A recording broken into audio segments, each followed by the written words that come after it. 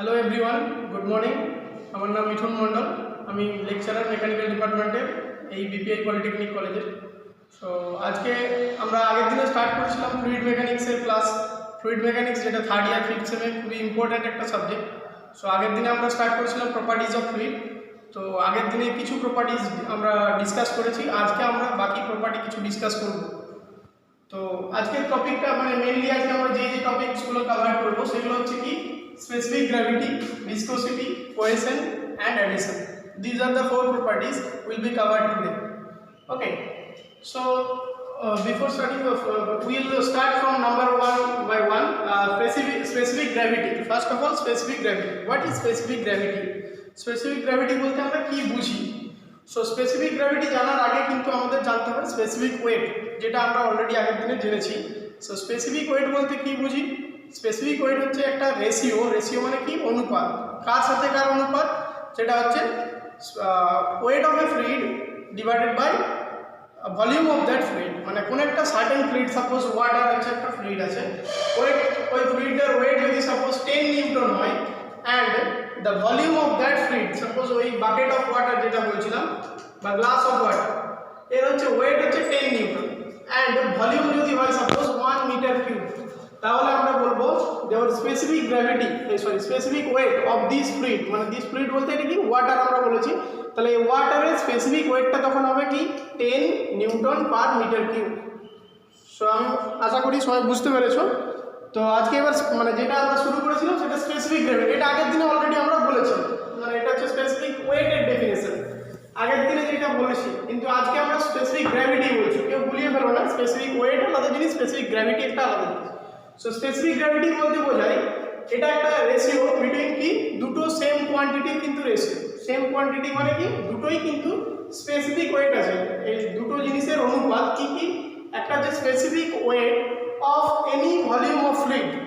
Suppose আমরা কোনো একটা লিকুইড যদি সাপোজ অয়েল হয়, সাপোজ কোনো একটা অয়েল মাস্টার্ড অয়েল আছে, তার মাস্টার্ড অয়েলের 1 লিটার বা 1 মিটার কিউব আমি ধরে নিচ্ছি 1 মিটার কিউব একটা মাস্টার্ড অয়েল আছে, তার আমরা specific weight divided by specific weight of the same volume of standard fluid. Same volume means ইয়ার কি আমি 1 মিটার কিউব ধরে নিয়েছি, তাহলে 1 মিটার কিউব স্ট্যান্ডার্ড ফ্লুইডের তার স্পেসিফিক ওয়েট হবে 1 মিটার কিউব। স্ট্যান্ডার্ড ফ্লুইড মানে কি বোঝায় এখানে আমাদের জানতে হবে কি what is standard fluid. Standard fluid বলতে দুটো জিনিস আমরা হয় আমাদের, একটা হচ্ছে যখন আমরা লিকুইড নিই তখন স্ট্যান্ডার্ড ফ্লুইডটা হচ্ছে water, and when it is gas then it is air. Air is taken as standard fluid যখন গ্যাসের কথা আমরা কনসিডার করব, আর যদি আমরা কোনো লিকুইডের কথা কনসিডার করি then water will be standard fluid, তাহলে ওয়াটারটা কিন্তু স্ট্যান্ডার্ড ফ্লুইড হবে। তাহলে এটা কিন্তু ভ্যারি করবে, কখনো এটা আমরা ওয়াটার হিসেবে নেব মানে specific weight of the same volume of water, আবার কখনো specific weight of the same volume of air, কখনো এয়ার হিসাবেও নেব। তার কারণ যখন এখানে এই ফ্লুইডটার উপর ডিপেন্ড করছে, এই ফ্লুইডটা যদি লিকুইড হয় তখন আমরা কিন্তু এখানে স্ট্যান্ডার্ড ফ্লুইডটা ওয়াটার নেব, অ্যান্ড এই ফ্লুইডটা যদি কোনো একটা গ্যাস হয় সাপোজ নাইট্রোজেন গ্যাস, এই ফ্লুইডটা নাইট্রোজেন গ্যাস মানে 1 লিটার কিউব নাইট্রোজেন গ্যাস যদি আমরা নিলাম তার specific weight divided by specific weight of 1 metre cube of কী হবে এয়ার হবে কিন্তু, ঠিক আছে, এখানে কিন্তু তখন ওয়াটার হবে না, বোঝা গেল? তো এই হচ্ছে স্পেসিফিক গ্র্যাভিটি। সো স্পেসিফিক গ্র্যাভিটিকে আমরা আরও শর্টে আমরা এখানে এক্সপ্রেশনটা আমরা কন্টিনিউ করতে পারি। সো স্পেসিফিক গ্র্যাভিটি আমরা জানি কি rho into g.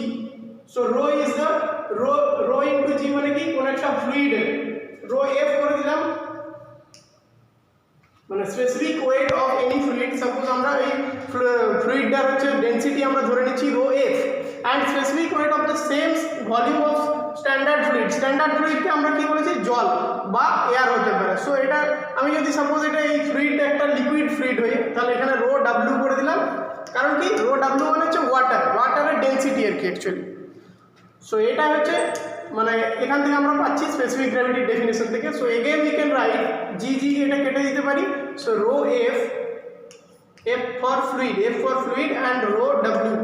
So it is the ratio of এটা থেকে আমরা বলতে পারি it is the ratio of the density of the fluid by density of water, or if this fluid is, যদি কোনো একটা ফ্লুইডে গ্যাস হয়, যদি কোনো গ্যাস হয় এই উপরের ফ্লুইডে যেটার কথা বলছি, তখন আমরা এটা কিন্তু এয়ার নেব। So we can write again rho of fluid by of air.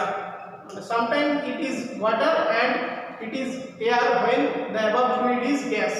Okay, so it is আচ্ছা এবারে সব আমরা যে সমস্ত প্রপার্টিগুলো পড়ছিলাম সেই প্রপার্টিগুলোর প্রত্যেকটার আমরা ইউনিট দেখতে পাচ্ছিলাম, যেমন কি ডেনসিটির ইউনিট হচ্ছে metre kg per metre cube, তারপর ওয়েট ডেনসিটি বা স্পেসিফিক ওয়েটের ইউনিট আমরা পেয়েছিলাম। সিমিলারলি কিন্তু এখানে স্পেসিফিক গ্র্যাভিটির কোনো ইউনিট নেই, এখানে কোনো ইউনিট নেই। তার কারণ কি? স্পেসিফিক গ্র্যাভিটির কোনো ইউনিট নেই, তার কারণ হলো এটা কিন্তু দুটো সেম কোয়ান্টিটির অনুপাত, একই কোয়ান্টিটি, দুটোই স্পেসিফিক, উপরেও স্পেসিফিক ওয়েট আছে, নিচেও দেখো স্পেসিফিক ওয়েট আছে। সো দুটো সেম জিনিসের অনুপাত মানে কি? এই স্পেসিফিক ওয়েটের ইউনিট হচ্ছে newton per metre cube, similarly এখানেও ইউনিট হচ্ছে newton per metre cube. So both ratio, এই দুটো রেশিও কেটে যাবে, সেই জন্য এর কিন্তু কোনো ইউনিট থাকবে না।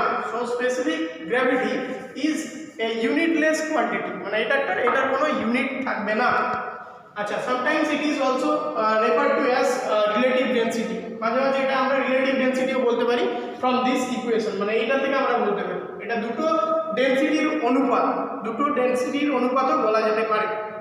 আচ্ছা, এই গেল স্পেসিফিক গ্র্যাভিটি। নেক্সট আমরা আসছি কি viscosity. What is viscosity? 2 number.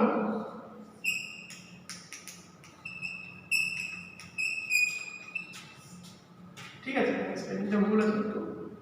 So what is viscosity? এবার আমরা আসছি ভিসকোসিটি বলতে কি বোঝায়। সো ভিসকোসিটি বোঝার আগে আমরা একটা এক্সাম্পল নিই। যদি আমরা কোনো একটা এক্সাম্পল নিই, সাপোজ একটা বটল আছে, দেয়ার ইজ এ বটল। যদি একটা বটল থাকে এরকম মনে করো, যে বটলটা এখানটা হচ্ছে, এখানটা মানে মুখটা আর কি, মানে খোলা জায়গাটা, এবার মুখটা আমি সাপোজ করি, এই বটলটার মধ্যে সাপোজ এটা আমি এখানটায় কোনো জল নিলাম, লিকুইডটা যে নিলাম সেটা হচ্ছে জল, ওয়াটার বা H2 বলতে পারি। আচ্ছা, আরেকটা বটল কিন্তু ডাউনওয়ার্ড ডিরেকশনে আমি মুভ করে রেখেছি, সেম একই রকমই সাইজের বটল, সরি। আচ্ছা, এই বটলটার মধ্যে আমি রেখেছি সাপোজ মোবিল বা কোনো ডিজেল রাখলাম বা এনি আদার, যদি আমি ঘি বলতে পারি, ঘরের মধ্যে ঘি, যদি এটা একটা জল আছে এই বোতলটাতে আর এই বোতলটাতে ঘি আছে ধরে নিচ্ছি, ঠিক আছে, ঘি। সো এই দুটো বোতলে যখন আমি উল্টো দিকে করে দিচ্ছি, তার মানে পুরো বোতলটা ভর্তি ছিল, ঠিক আছে, পুরো বোতলটাকে আমি মুখটা খুলে দিচ্ছি আর পুরো ডাউনওয়ার্ড, ভার্টিক্যালি ডাউনওয়ার্ড ডিরেকশনে করে দিচ্ছি, তখন আমরা দেখবো কি এই জলটা কিন্তু ইজিলি, মানে খুব তাড়াতাড়ি পড়ে যাবে, এই ঘিটা অনেক দেরি করে কিন্তু বোতলটা থেকে নিচের দিকে পড়বে।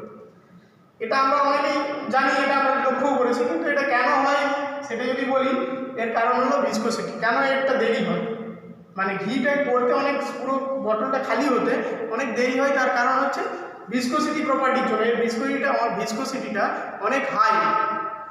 সো ইউ ক্যান আন্ডারস্ট্যান্ড, আমরা এখান থেকে বুঝতে পারছি the flowability of water, flowability মানে ফ্লো করার যে এবিলিটি, তার সেটা জলের ক্ষেত্রে অনেক বেশি দেন ঘি বা মোবিল বা কোনো আরও একটা এক্সট্রা আমরা নিতেই পারি, কোনো যে কোনো কিছু ডিজেল বা, ঠিক আছে।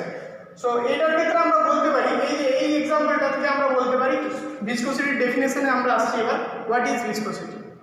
So it is the property of a fluid, এটা একটা মানে ফ্লুইডের ধর্ম, যেটার দ্বারা by virtue of which it offers resistance to the movement of one layer of the fluid over another adjacent layer. মানে ফ্লুইডের একটা লেয়ারের সাথে আরেকটা লেয়ারের ফ্লুইডের যে ফ্লো হচ্ছে, সেই ফ্লোটাকে বাধা দেয়, যে এই ধর্মটা, ফ্লুইডের একটা ধর্ম আছে যে ফ্লুইডের একটা লেয়ার আরেকটা লেয়ারের ফ্লোকে বাধা দেয়, সেই বাধা দেওয়ার এই প্রবণতা বা বাধা দেওয়ার এই ধর্মটাকেই বলা হয় ভিসকোসিটি, ঠিক আছে। সো ভিসকোসিটি, এবার আমরা ভিসকোসিটির ডিপেন্ডেন্স যদি বলি, টেম্পারেচারের উপরে কীভাবে ডিপেন্ড করে, আর এটি বলি টেম্পারেচারের উপরে কীভাবে ডিপেন্ড করে। যদি টেম্পারেচার কোনো একটা সার্টেন ফ্লুইড, যদি আমি ওয়াটার বা ঘি যেগুলো বলছিলাম, কোনো একটা লিকুইড সাবস্টেন্স আছে, যে কোনো লিকুইড সাবস্টেন্স, সো সেই লিকুইড সাবস্টেন্সের যদি আমি টেম্পারেচারটা ইনক্রিজ করি, তাহলে ভিসকোসিটিটা কী হবে, তাহলে ওর ভিসকোসিটিটা কমতে থাকবে, viscosity will decrease. And if the temperature of any gas, এটা হচ্ছে, এটা লিকুইডের জন্য বললাম, LIQUID, এটা হচ্ছে লিকুইডের জন্য হলো।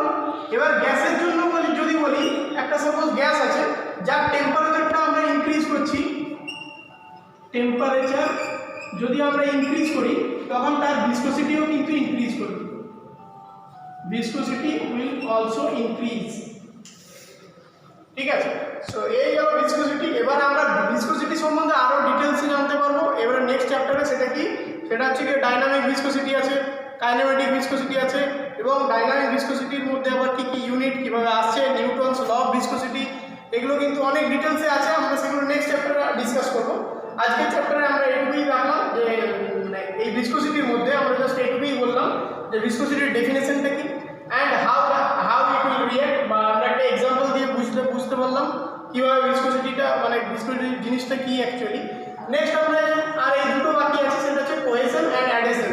আচ্ছা, ভিসকোসিটির কারণটা কি? It is occurred due to cohesion. Cohesion means, কোহেশনটা কি? এই ভিসকোসিটিটা কিন্তু কোহেশনের জন্যই হয়। কোহেশন বলতে it is the attraction between the intermolecular particle of a certain fluid. কোনো একটা ফ্লুইড সাপোজ যদি হয় যে লিকুইড বা কোনো কিছু আছে, মানে যদি ধরে নিচ্ছি জল আছে বা এই জল বা ঘি আছে, এদের এই প্রত্যেকটা মলিকুল বিভিন্ন অনেক ছোটো ছোটো মলিকুল থাকে, সেই মলিকুলগুলো একটা মলিকুল আরেকটা মলিকুলকে অ্যাট্রাক্ট করে। সো এই যে attraction towards the same kind of molecule, মানে জলের মধ্যে এই বোতলটার মধ্যে জল আছে, সেই জলের একটা অণু আরেকটা অণুকে যে আকর্ষণ করছে, এই প্রপার্টিটাকেই বলা হয় কোহেশন। এখানে অলরেডি ডিসকাস করে দিলাম এটার সাথেই। So cohesion is the property of a certain liquid which attracts one molecule to other molecule, মানে একটা মলিকুল আর একটা মলিকুলকে যে ইন্টারমলিকুলার অ্যাট্রাকশনটা কাজ করে, সেই প্রপার্টিটাকেই বলা হয়, লিকুইডের ওই প্রপার্টিটাকে বলা হয় cohesion. And viscosity is also due to cohesion. ঠিক আছে, সো এগেন অ্যাডহেশন আমরা যদি বলি, অ্যাডহেশন বলতে কি বোঝায়?